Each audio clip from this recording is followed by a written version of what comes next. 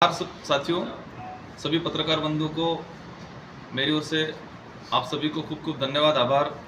हमारी ओर से जो डिमांड की गई और आपने प्रेस कॉन्फ्रेंस के लिए सभी पत्रकार बंधु पहुंचे हैं। आज भारत आदिवासी पार्टी के राष्ट्रीय सदस्य होने के नाते और विधायक प्रत्याशी 84 होने के नाते भारत आदिवासी पार्टी की तरफ से हम प्रेस कॉन्फ्रेंस करना चाह रहे हैं। राजस्थान विधानसभा चुनाव 2023 को लेके राजस्थान के अंदर अनेक पार्टियां उतरी है। इसी अनुरूप हमारे दक्षिणी राजस्थान में विभिन्न मुद्दों को लेके हमारे भारत आदिवासी पार्टी 17 सीटों पे उतरी है। इसके अलावा अन्य 10 सीटों पे हमारे भारत आदिवासी पार्टी के प्रत्याशी उतारे गए हैं। इस प्रकार पूरे राजस्थान के अंदर 27 विधायक प्रत्याशी भारत आदिवासी पार्टी की तरफ से उतारे गए हैं और हमारी टीम पुरजोर तरीके से इन विधानसभा क्षेत्रों के अंदर काम कर रही है और यहाँ का जो वोटर्स है और हमारी भारत आदिवासी पार्टी है वो तय करेगी राजस्थान की सरकार किसकी बनाएंगे। तो आज हमारी जो पार्टी का जो संविधान है, हमारी पार्टी के जो उद्देश्य हैं और हम जिन मुद्दों को लेकर चुनाव में जा रहे हैं, इन मुद्दों को पत्रकार बंधुओं के माध्यम से आम जनता तक पहुँचाना चाह रहे हैं, क्योंकि हर पार्टी का अपना संविधान होता है। हमारे भारत आदिवासी पार्टी का गठन जो हुआ, उस गठन होने के पीछे ये मुख्य वजह ये रही कि इस इलाके के अंदर कांग्रेस और बीजेपी दोनों ने बारी बारी से राज किया, लेकिन यहाँ पर देखें मूलभूत जो भौतिक सुविधा है, उन मूलभूत भौतिक सुविधाओं को लेके भी किसी प्रकार का कोई काम नहीं किया गया। रिजर्वेशन पॉलिसी जो है उस पर भी कांग्रेस बीजेपी ने आपस में कहीं न कहीं इस क्षेत्र के युवाओं के साथ कुठाराघात किया है। और यहाँ पर हमारे गोविंद गुरु महाराज, संत सूरमाल महाराज का भक्ति क्षेत्र रहा है। उनके जो भक्ति के अंदर उद्देश्य थे कि यहाँ पर बिल प्रदेश जो बनना चाहिए, तो उसी उद्देश्य को आगे बढ़ाते हुए भारत आदिवासी पार्टी भी इस एरिया को बिल प्रदेश बनाने के लेकर हम लोग काम कर रहे हैं। साथ में अनेक मुद्दे हैं, इन मुद्दों को लेके हम मैदानी में उतरे हैं और हमें पूरा भरोसा है और हमारी जो जिस मजबूताई से हम लोग उतरे हैं, उन मजबूताई को देखते हुए कांग्रेस बीजेपी दोनों बौखलाई गई है। कांग्रेस बीजेपी दोनों मिलकर इस क्षेत्र में हमारे लिए भी काम कर रही है, लेकिन हमें हमारी पार्टी पे, हमारी विचारधारा पे, हमें खुद पे भरोसा है कि हम दोनों पार्टियों को मात देंगे। इन्हीं शब्दों के साथ हमारे जिला अध्यक्ष जी अनुतोष भाई रोहत, जो डूंगरपुर से जिला अध्यक्ष हैं, वो आप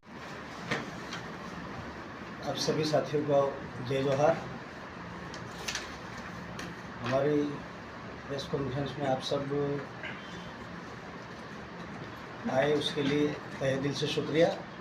कुछ बातें हैं जिनको लेकर के हम आपके माध्यम से जनता तक पहुंचाना चाहते हैं।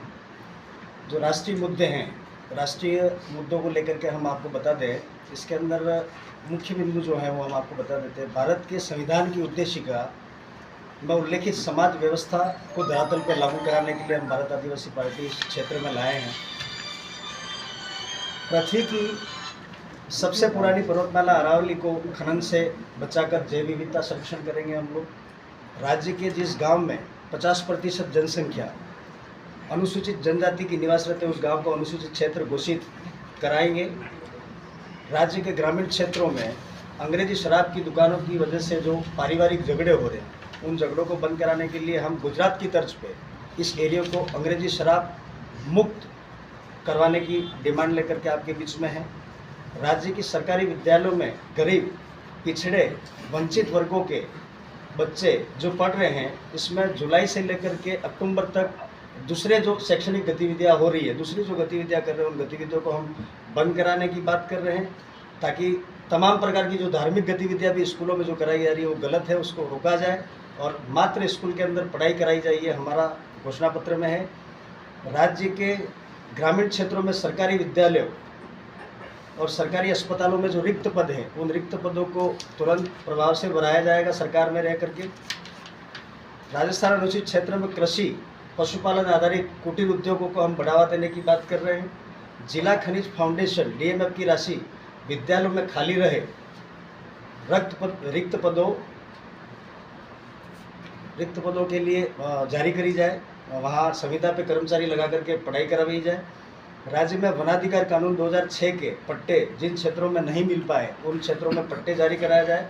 और सरकार को हम तो वन विभाग की बात बता देना चाहता हूँ कि जो वन विभाग के अंदर हमारे लोग निवासरत है, उन निवासरत लोगों को पट्टे तो जारी कर रही है सरकार, लेकिन हम ये चाहते हैं, हमारी भारत आदिवासी पार्टी ये चाहती है कि उसको रेवेन्यू रिकॉर्ड में दर्ज कराकर उनके नाम की इंतकाली मोटिवेशन खोला जाए, ताकि वो मालिकाना हक उनको मिल सके। जो पट्टा दिया गया वो मालिकाना हक नहीं है वन विभाग के अंदर, वो मात्र वहाँ का चारा कटाई, लकड़ी कटाई, फल फूल बीज का मात्र मामला है, वो वहाँ रह नहीं सकता है।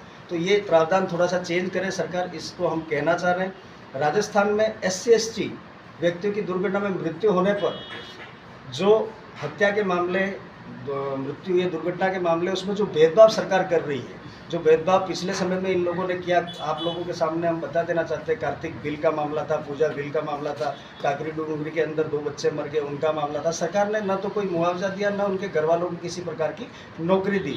उसी की विपरीत, उसी के विपरीत या कह सकते हैं हम, जैसे एक पुनाली के अंदर एक हत्या कर दी गई थी राजपूत की, उसके घर वालों को सहायता राशि सरकार ने दी। दोनों सरकारों ने, हम कह सकते हैं भारतीय जनता पार्टी के विधायक ने भी घोषणा करी 5 लाख की, और कांग्रेस के विधायक ने भी 10 लाख की घोषणा करी। तो ये भेदभाव सरकार जो आदिवासियों के साथ कर रही है, वो करना बंद कर रही है। हमारा भारत आदिवासी पार्टी कहना चाह रही है आपके माध्यम से। और एक कन्हैयालाल करके व्यक्ति उदयपुर में डेथ हो गया था, उसको भी 50 लाख रुपए सरकार ने और उसके दोनों बेटों को नौकरी दिया। तो ऐसा भेदभाव बंद करा जाए। अपने इस एरिया के अंदर अनुसूचित क्षेत्र जो है, अनुसूचित क्षेत्र में जो हमारा काम रहेगा, भारत आदिवासी पार्टी आपके बीच में हम जो लोग लाए हैं, उसका हम आपके बारे में कुछ बता देना चाहते हैं। इसके माध्यम से विधानसभा के प्रत्येक ब्लॉक मुख्यालय पर निःशुल्क कोचिंग एवं लाइब्रेरी खोलेंगे। जिला मुख्यालय पर एक निजी ट्राइबल शिक्षण संस्थान खोलने का प्रयास करेंगे। अपने विधानसभा में 1 माह में एक सीनियर स्कूल का विजिट कर छात्र छात्राओं से शैक्षिक संवाद करेंगे। अपने विधानसभा में 2 माह में एक कॉलेज का विजिट कर छात्र छात्राओं से शैक्षिक संवाद करेंगे। विधानसभा के 8वीं बोर्ड विद्यालय वार प्रथम स्थान छात्र छात्राओं को केरल राज्य शैक्षिक रेल यात्रा कराएंगे। इसी तरीके से आगे है, विधानसभा के 10वीं 12वीं बोर्ड विद्यालय वार प्रथम स्थान छात्र छात्राओं को दिल्ली शैक्षिक हवाई यात्रा कराने का हम वादा करते हैं। विधायक मत का 20% बजट शिक्षा एवं स्वास्थ्य पर हम लोग खर्च करेंगे। विधायक संविधान के अनुच्छेद 51A(H) वैज्ञानिक दृष्टिकोण का पालन करते हुए गोविंद गुरु विश्वविद्यालय में रोजगार परक पाठ्यक्रम में अप्रमाणित वेद विद्यापीठ अनावश्यक कोर्स बंद करवाएंगे। अनुसूचित क्षेत्र में लोकतंत्र, संविधान, न्याय, शांति, भाईचारा, सामाजिक सौहार्द, सामाजिक, धार्मिक, सांस्कृतिक समरसता बनाए रखने के लिए लाइसेंसी, गैर लाइसेंसी आग्नेयास्त्र बंदूक प्रतिबंधित कराएंगे एवं विस्फोटक पदार्थ, जिलेटिन की छड़े, डिटोनेटर की लाइसेंसी, गैर लाइसेंसी दुकानों पर प्रतिबंधित कराएंगे, ताकि अराजक तत्वों का आदिवासियों पर आरोप लगाने का अवसर नहीं मिल सके। अनुसूचित क्षेत्र के ग्रामीण क्षेत्रों में अंग्रेजी शराब की दुकानें ग्राम पंचायत की मदद से बंद करवाएंगे। देसी महुआ, दवा, दारू, अर्क का लाइसेंस आदिवासी व्यापारियों को दिलवाएंगे। इस मामले में एक चीज़ कहना चाहता हूँ, पिछले समय में यहाँ के आदिवासियों के नाम पे दारू की दुकानें हुआ करती थी, जो करीबन 4-5 साल से बंद कर दिया है सरकार ने। यहाँ पे जो टेंडर प्रक्रिया है वो एक लॉटरी के माध्यम से करी जा रही है। हर विभाग में वो लॉटरी माध्यम बंद कराया जाए और टेंडर प्रक्रिया में यहाँ के स्थानीय लोगों की द्वारा ही भरा जाए, टेंडर उसके माध्यम से करा जाए। ये हम आपके चैनल के माध्यम से कहना चाहते हैं।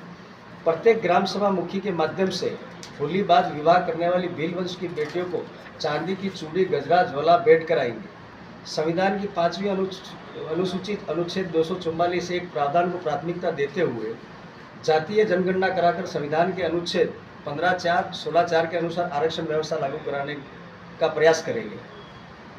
व्रत, उपवास, पद यात्रा नहीं कर उच्च शिक्षा को वचन देने वाली कॉलेज युवा छात्राओं को 5,000 वार्षिक सहयोग राशि सामाजिक विंग के माध्यम से सहयोग कराएंगे। बाइक राइडिंग, नशा मुक्ति, बर्थडे पार्टी नहीं मनाकर उच्च शिक्षा के लिए हम उन लोगों को प्रोत्साहित करेंगे दूसरे कार्यक्रमों के माध्यम से। BPL परिवारों को पेयजल सुविधा, हैंडपंप, बोरवेल दिलाएंगे। अनारक्षित जाति जनजाति भूमिविहीन परिवारों को सरकारी बिना नाम चरागाह भूमि में जमीन दिलवाएंगे। भीली बोली के संरक्षण एवं संवर्धन हेतु भीली बोली भाषा बोर्ड बनाया जाएगा। अनुसूचित क्षेत्र में जमीन संबंधित विवाद को लेकर आदिवासी समुदाय में प्रतिवर्ष हजारों मुकदमे दर्ज हो रहे हैं। इनके स्थायी समाधान के लिए जमीन पैमाइश कराई जाएगी। TAD का अलग कैडर बनाकर 10,000 से अधिक आदिवासी समुदाय से प्रशिक्षित बेरोजगारों को रोजगार दिलाया जाएगा।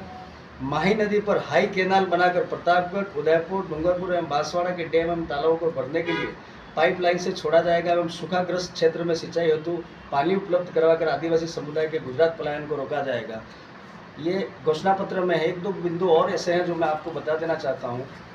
जैसे नरेगा बहुत अच्छी योजना है रोजगार गारंटी की, उसके अंदर जो दिहाड़ी दी जा रही है वो 255 रुपया है। उस 255 रुपये को हम विधानसभा सदन में और केंद्र में ये कहना चाहते हैं कि एक आम नागरिक का हक बनता है कि उसको कम से कम 500 रुपया दिहाड़ी दी जाए, ताकि जो पलायन हो रहा है गुजरात में, जो लोग जा कर के रह रहे हैं वो नहीं रहे। 500 रुपया मिलने से उसका घर परिवार अच्छे से चल सकेगा।